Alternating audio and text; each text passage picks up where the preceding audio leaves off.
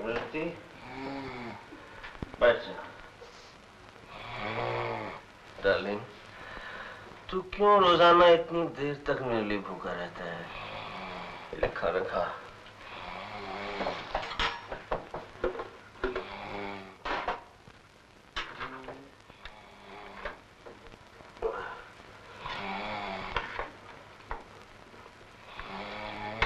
क्या शानदार बिरयानी बन रही है। इसे तू जहांगीरी बिरयानी कहता है ना? कितनी महक रही है। ले खा, खा डाली, खा खा खा।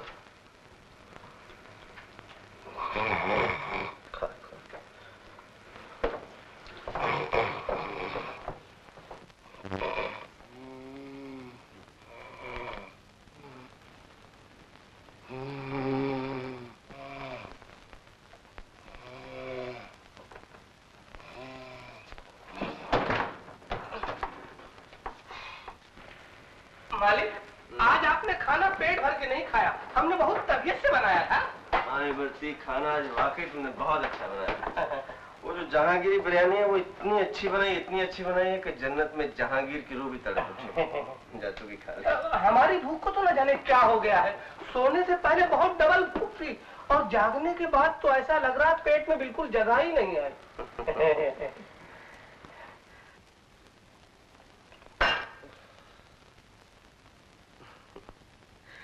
जयराम जी की इमरतीलाल जी, बहुत उपकार किया आपने भगवान राम पर, जो सुबह सवेरे उनका नाम ले लिया। अब जयराम जी कह के हमको भी छुट्टी दे दो। ये आपका रात दिन का शराब का जो लप्पू झन्ना है ना। इमरतीलाल, रात को जरा ज्यादा चढ़ गई थी। अरे वाह, बहुत अच्छे। रात को चढ़ाने के लिए पीते हो, सुबह उतारने के लिए पीते हो और दोपहर को टेलीफोन। हेलो, जयराम जी की दीवान जी। अच्छा, दीवान जी पूछ रहे हैं अभी आ जाएं? अरे सुबह सुबह ऐसे मनहूस आदमी को घर पे मत आने दो यार। उसे कह दो मैं होटल में मिल लूंगा। दीवान जी, मालिक जरा पूजा पाठ में लगे हुए हैं। आपको हाजिर होने की जरूरत नहीं, वो खुद ही तशरीफ ले आएंगे। खैर ये बताइए खबर क्या है? भाई खबर तो बहुत बुरी है। वो तो मुझे मालूम है। अच्छी खबर हो तो हम कहाँ याद आते हैं आपको। राजा, बिल्कुल वक्त नहीं रहा है। तुमने जो प्लान दिया था ना मुझे, अगर वो स्कीम तुमने फौरन पूरी नहीं की तो हम दोनों हाथ मलते रह जाएंगे। रानी माँ ने वसीयतनामा बना दिया है कि अगर उनकी जिंदगी में उनकी खोई हुई पोती वापस न मिली तो करोड़ों रुपए की जायदाद मंदिर की ट्रस्ट में चली जाएगी। 1.5 साल में भी तुमको कोई लड़की ऐसी नहीं मिली जिसको हम उनकी पोती साबित करके पेश कर सकें। राजा, तुम्हें शायद इस बात का अंदाजा नहीं कि 30 पैसे हिस्से के हिसाब से भी तुम्हें 2.5 करोड़ रुपया मिलने वाला है। 2.5 करोड़। सोच क्या रहे हो? सोच नहीं रहा, जोड़ रहा हूँ दीवान साहब कि 70 पैसे हिस्से के हिसाब से आपके हिस्से में कितना माल आएगा। मैं तुम्हारा हिस्सा और बढ़ा दूंगा। पहले कोई भरोसे की लड़की तो हासिल कर लो।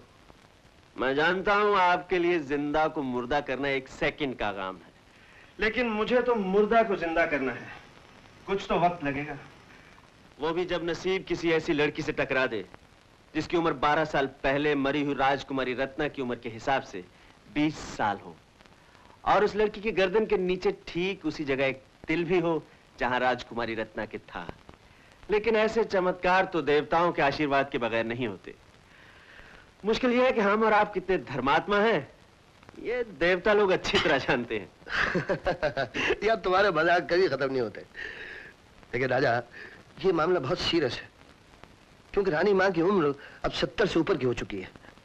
सुबह का चिराग है, हवा के एक हल्के झोंके से किसी भी वक्त बुझ सकता है और हमें अपना काम उससे पहले करना है। राजा, समझे तुम?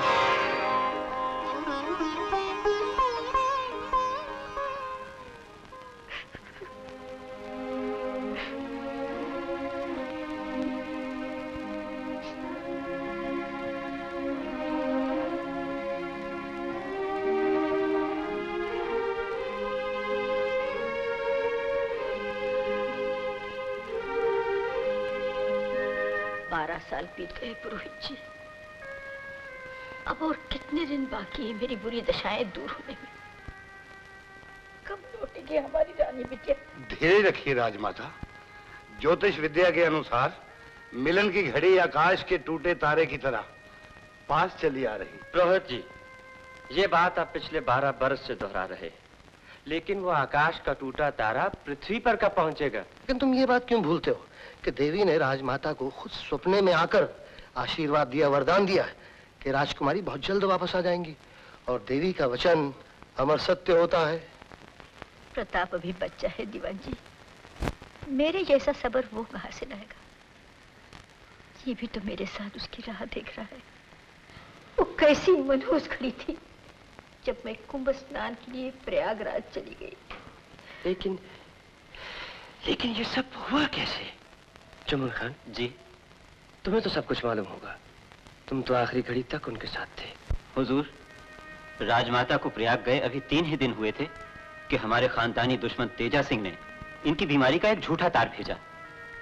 तार मिलते ही महाराजा साहब राजकुमारी और महारानी साहिबा के साथ कार से प्रयाग के लिए रवाना हो गए।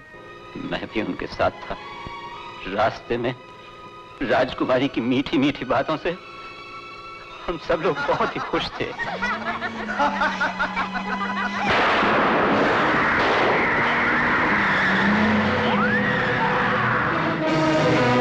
बना लो, डाकू का हमला।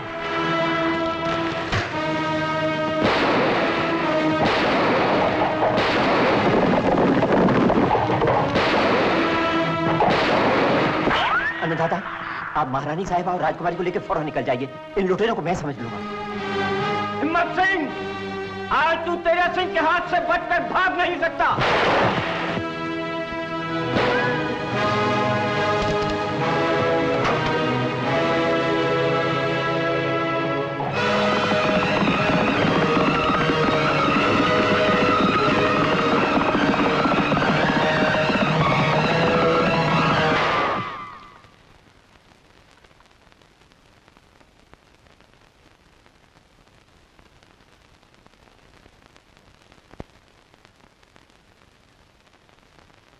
दीवान जी। जी। रत्ना के नाम पे ये सारी चीजें गरीबों को बांट दीजिए। जो क्या? इस जंगली मर्दमार बला को तुम राजकुमारी रत्ना बनाने का ख्वाब देख रहे हो? चीयर्स। तुम बिल्कुल भूल रहे हो राजा कि रत्ना जब 8 साल की थी ना, तो यूरोपियन बच्चों से अच्छी अंग्रेजी बोलती थी वो। ये भी बोलेगी दीवान साहब, और बिल्कुल वैसे ही बोलेगी जैसे राजकुमारी रत्ना बोलती थी। अरे खाक कौवा कभी हंस बन सकता है? इतनी कम उम्र में उस बच्ची में इस कदर तहजीब, सलीका और प्यारी प्यारी अदाएं थीं कि रोज उसकी नजर उतारी जाती थी। अदाएं ये भी दिखलाएगी दीवान साहब, ये आप मुझ पर छोड़ दीजिए। आप बस इतना सोचिए, अगर आज रत्ना जिंदा होती तो उसकी शक्ल, उसका रंग, रूप, उसकी आंखें बिल्कुल ऐसी होती या नहीं। आप कल तक सोचिए, ठीक लगे तो मुझे फोन कर देना, मैं हाजिर हो जाऊंगा। Bye bye. मुझे एक बात का जवाब देते जाओ, तुम उस लड़की के जरिए तारागढ़ की दौलत हासिल करने का प्लान बना रहे हो, या मुझे जिंदगी भर जेल में सड़ाने की स्कीम है तुम्हारी? इंसल्ट मत कीजिए दीवान साहब, मेरा नाम राजा है, और राजा जिस काम में हाथ डालता है समझ लीजिए शुरू होने से पहले ही पूरा हो गया। आप आराम से रियासत चले जाइए ना, और मैं इस लड़की को हासिल करके जब राजकुमारी रत्ना बना लूंगा तब आपसे बिजनेस की बात करूंगा। इस जंगली जानवर का आदमी बनाना बिल्कुल नामुमकिन है। कुछ नामुमकिन नहीं। जब बंदरों से हम और आप जैसे आदमी बन गए तो इतने प्यारे जानवर का राजकुमारी बनाना कोई बड़ा काम नहीं। कुर्बान जाऊं, अब जरा हमारे हाथ से कुछ खाकर देखो। नहीं, ऐसे नहीं। जियो, मैं कहता हूं हजारों बरस जियो।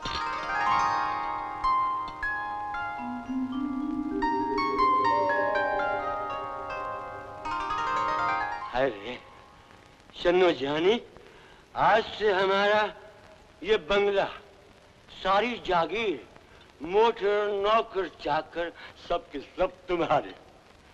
आज से तुम हमारी रानी और हम तुम्हारे गुलाम। उठ माँ, इधर से फूटने का टाइम हो गया, चलो घर का रास्ता पकड़े। अरे बस अपना सेठ है, जरा हंसी मजाक कर लेने दे। राजा तेरा क्या बिगड़े? पर माँ, इधर तो बंगला जागिर की बातें चालू हो गई हैं।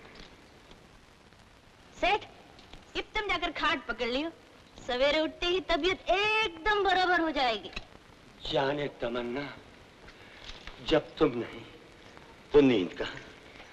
तुम साथ आओ तो फिर नींद भी आए। आओ। अलग हट, चलो। अन्ना, इसे जल्दी हमारे कमरे में भेजो, हमारा नशा उतरे जा रहा है। हरामजादी, एक तेरा ये कलेजा हो गया है, बंगले वाले सेठ पे तूने हाथ उठाया, तंगे तोड़ के रख दूं यार। शर्म कर माँ, तेरी अंखन के सामने वो साला तेरी बेटी की इज्जत पे हाथ डाले था और तू देखती रही। और नहीं तो क्या, गिनकर पूरे 300 रोकड़ा लिए हैं तेरी माँ ने। तूने माँ होकर बेटी की आबरू का सौदा किया। 300 रुपए की खातिर तेरी ममता का दूध पानी हो गया। बेफजूली की पंचायत मत कर मुझसे, चल कमरे में और ताबेदारी कर सेठ की रात भर।